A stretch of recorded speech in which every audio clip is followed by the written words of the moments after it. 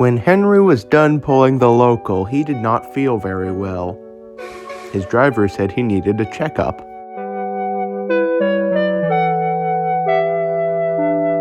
He was very miserable in the sheds that night.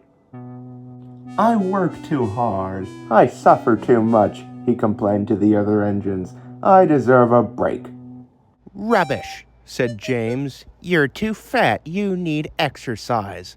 "Why does everybody call me fat?" said Henry. "I'm no bigger than Gordon." "And what is that supposed to indicate?" "That maybe everybody should be calling you fat." Before Gordon could answer, Sir Topham Hatt walked up.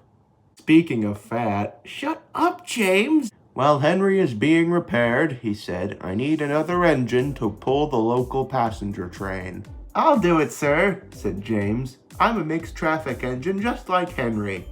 Sir Topham Hatt agreed before walking away. "Are you sure you can handle this?" said Henry. "Because you messed up the last time you pulled a local."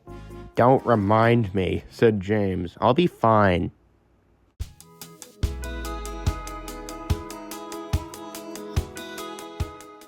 Once James arrived at the coach yard, he saw a line of coaches that looked like the local. "That looks good."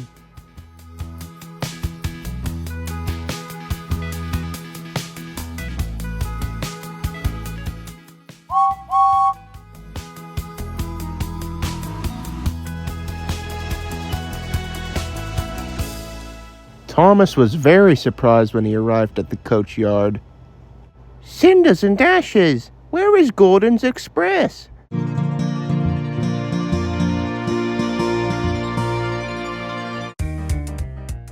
James hadn't known it, but he had accidentally taken the express coaches instead of his local.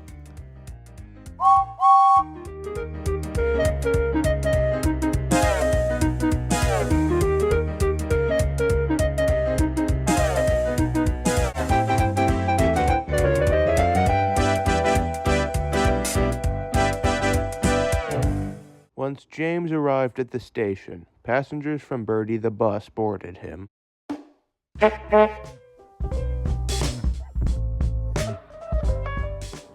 "Are you feeling okay, James?"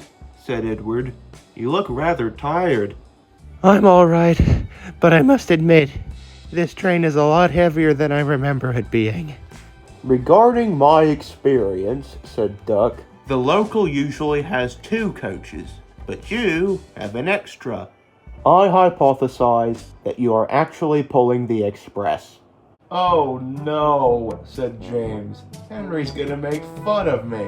And what will Sir Topham Hatt say?" James found out soon enough.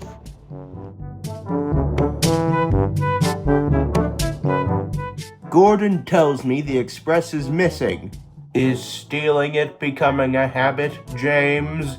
"But sir, I can explain." "I'm not interested in your excuses, James. You have one more chance tomorrow to prove yourself before I give Henry's job to another engine." And with that, Sir Topham Hatt drove away. As he predicted, James was made fun of by Henry that night. But not just Henry. Everyone was laughing at him. "You're supposed to wait at the station, James," chuckled Percy. "Remember, James, tender engines don't shunt. Now it's time for you to get the flying kipper. Make sure you have the right vans." James huffed away as everyone kept laughing.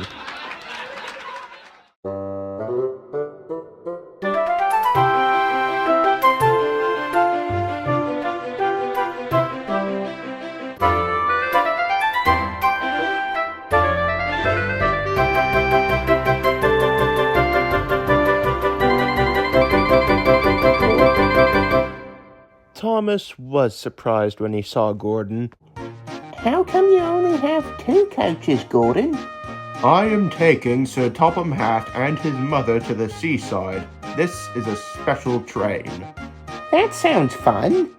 Just then, Thomas's signal dropped. "I'm off.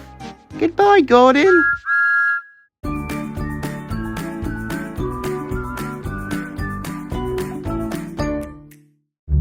Thomas was barely out of sight when James arrived, this time with the correct amount of coaches. Gordon, are you crazy? What are you doing with only 2 coaches? Gordon tried to explain, but James didn't listen. He didn't want Gordon to get in trouble like he did yesterday. Don't move, Gordon. I'll go get your coach right now. Wait, James, wait! Oh, the indignity.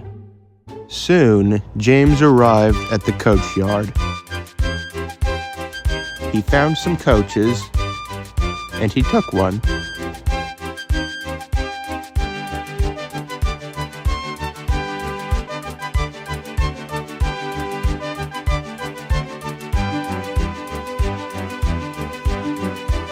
Never fear, James is here.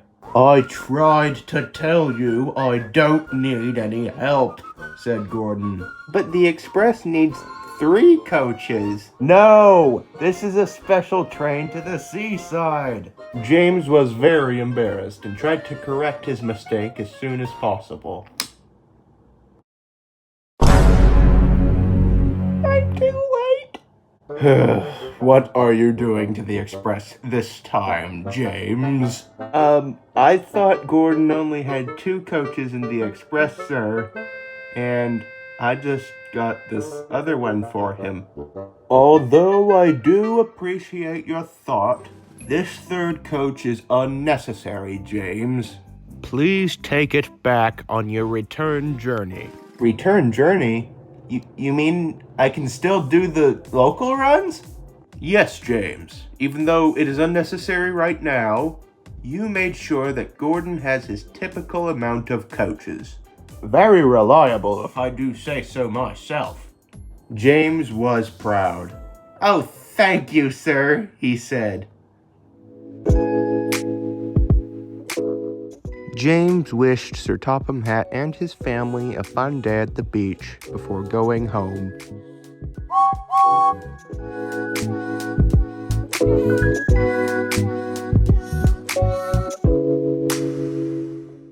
No one made fun of him when he got to the sheds that night. Gordon made sure of that.